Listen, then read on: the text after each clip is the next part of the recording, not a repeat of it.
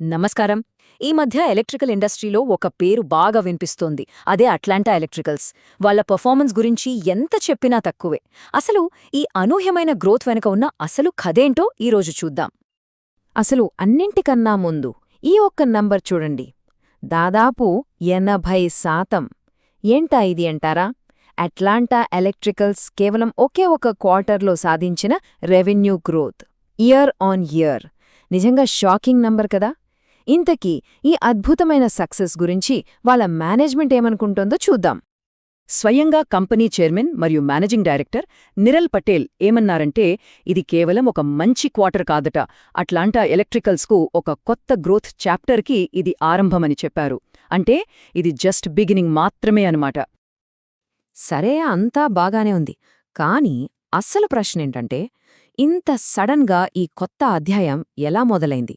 ఈ గ్రోత్ వెనుక ఉన్న అస్సలు డ్రైవింగ్ ఫోర్స్ ఏంటి? రండి కొంచెం లోతుగా వెళ్ళి చూద్దాం. ఈ సక్సెస్ అనేది రాత్రికి రాత్రే వచ్చిన మ్యాజిక్ కాదు. ఇది ఒక పక్కా ప్లాన్తో ఫ్యూచర్ ఎనర్జీ సెక్టార్ మీద ఒక పెద్ద బెట్ వేసినట్టు. వాళ్లు ఒక పవర్ హౌస్ని ఎలా బిల్డ్ చేశారో ఇప్పుడు తెలుసుకుందాం. గత 18 నెలగా అట్లాంటా ఎలక్ట్రికల్స్ ఒక పెద్ద మిషన్ మీదుంది. వాళ్ల ఫోకస్ అంతా ఒకటే, ఎక్స్పాన్షన్. ఇందులో భాగంగానే అట్లాంటా ట్రాఫో అనే మరో కంపెనీని కొనుగోలు చేశారు. సో ఇప్పుడు మనం చూస్తున్న ఈ అద్భుతమైన రిజల్ట్స్ ఆ 18 నెలల కష్టానికి, వ్యూహాత్మక ప్లానింగ్కి దక్కిన ఫలితమనమాట. వాళ్ల ఇన్వెస్ట్మెంట్ స్కేల్ ఎంత పెద్దదో అర్థం చేసుకోటానికి ఈ ఒక్క నెంబర్ చాలు. 4x, 4 రెట్లు వాళ్ల మ్యానుఫ్యాక్చరింగ్ కెపాసిటీని పెంచుకున్నారు. ఇప్పుడది ఏకంగా 63,060 MVAకి చేరింది. ఇది మామూలు విషయం కాదు. ఇక్కడ చూడండి, ఒకవైపు వాళ్లు తయారు చేసే భారీ ట్రాన్స్ఫార్మర్లు, మరోవైపు ఆ ప్రొడక్షన్ను సపోర్ట్ చేయడానికి కట్టిన కొత్త ఫెసిలిటీస్. గుజరాత్లోని ఆనంద్, వడోద్ ప్లాంట్స్తోనే వాళ్ల కెపాసిటీని 63,000 MVA పైకి తీసుకెళ్లగలిగారు. అంటే వాళ్ల ప్లాన్ పేపర్ మీద మాత్రమే కాదు, గ్రౌండ్లో కూడా ఎంత సాలిడ్గా ఉందో అర్థం చేసుకోవచ్చు.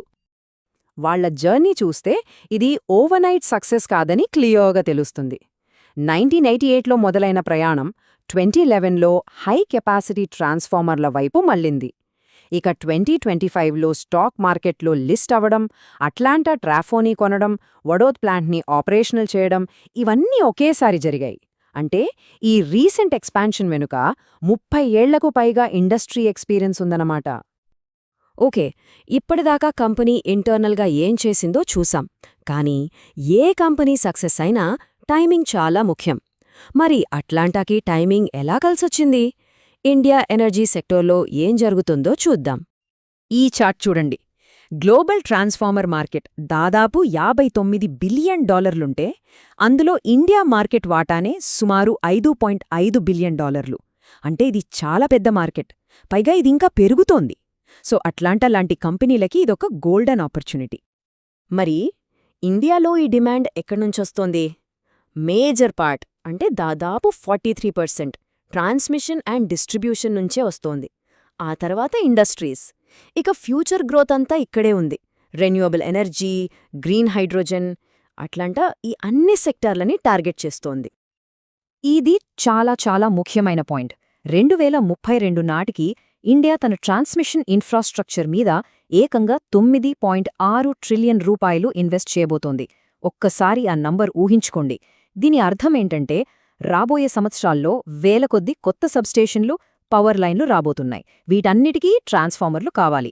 ఇప్పుడు అర్థమైందా అట్లాంటా ఎందుకు అంత పెద్ద ఎత్తున కెపాసిటీని పెంచుకుందో? వాళ్లు రాబోయే ఈ డిమాండ్ సునామీకి సిద్ధంగా ఉన్నారు. సరే, ప్లానింగ్ బావుంది, మార్కెట్ కూడా బావుంది.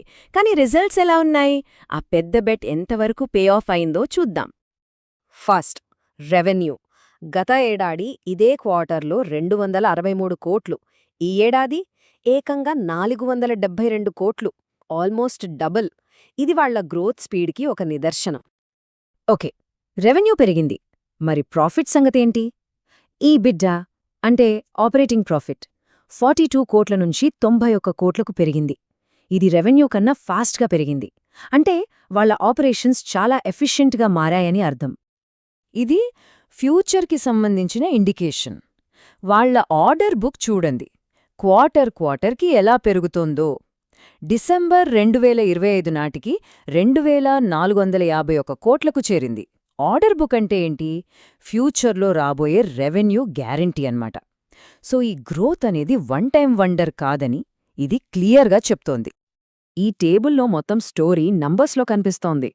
రెవెన్యూ 80% పెరిగితే గ్రాస్ ప్రాఫిట్, ఈబీడియా రెండూ 110% పైగా పెరిగాయి. నెట్ ప్రాఫిట్ కూడా దాదాపు డబుల్ అయింది. అంటే కంపెనీ కేవలం సేల్స్ పెంచుకోవడమే కాదు, ప్రతి రూపాయి మీద ఎక్కువ లాభం సంపాదిస్తోంది. ఓకే, ఈ రిజల్ట్స్ అన్నీ అద్భుతంగా ఉన్నాయి. మరి నెక్స్ట్ ఏంటి? వాళ్ళ ఫోకస్ షిఫ్ట్ అవుతోంది. ఇప్పటిదాకా ఇన్వెస్ట్మెంట్ ఫేజ్లో ఉన్నారు. ఇకపై ఎగ్జిక్యూషన్ ఫేజ్ మొదలవుతోంది. వాళ్ల ముందున్న రోడ్ మ్యాప్ చాలా క్లియర్గా ఉంది. ఫస్ట్, పెంచిన కెపాసిటీని ఫుల్గా వాడాలి. అప్పుడు ఆపరేటింగ్ లెవరేజ్ బెనిఫిట్స్ వస్తాయి. అంటే తక్కువ ఖర్చుతో ఎక్కువ ప్రొడక్షన్. ఇండియాలో ఉన్న మల్టీ-ఇయర్ గ్రోత్ ఆపర్చునిటీని క్యాప్చర్ చేసుకోవాలి. దీనికోసం గెట్కో, అదాని గ్రీన్ ఎనర్జీ లాంటి పెద్ద పెద్ద క్లయింట్స్ని కూడా సంపాదించారు. సో ఫైనల్గా మన ముందున్న ప్రశ్న ఇది. తమ పవర్ హౌస్నైతే గట్టిగా కట్టుకున్నారు. మరి ఈ అట్లాంటా ఎలక్ట్రికల్స్ ఇండియా ఎనర్జీ ఫ్యూచర్లో ఒక జాయింట్గా, ఒక దిగ్గజంగా మారడానికి నిజంగా రెడీగా ఉందా? దీనికి సమాధానం కాలమే చెప్పాలి.